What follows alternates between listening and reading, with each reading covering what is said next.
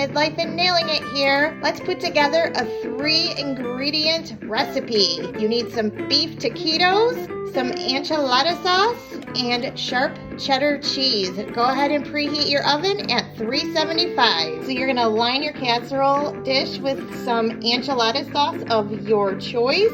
And then our next layer, of course, is taquitos. Another layer of sauce, sprinkle with cheese, and another layer of taquitos. FYI, I used 26 taquitos total. I'm gonna put more enchilada sauce on top and then top with cheese. Cover with aluminum foil, and then we're gonna pop this into the oven for 20 minutes. Remove the foil and let the cheese brown up. Okay guys, this is how our taquito casserole turned out. You can serve it just like this or with any toppings you'd like. Thanks so much for watching, and I'll see you soon.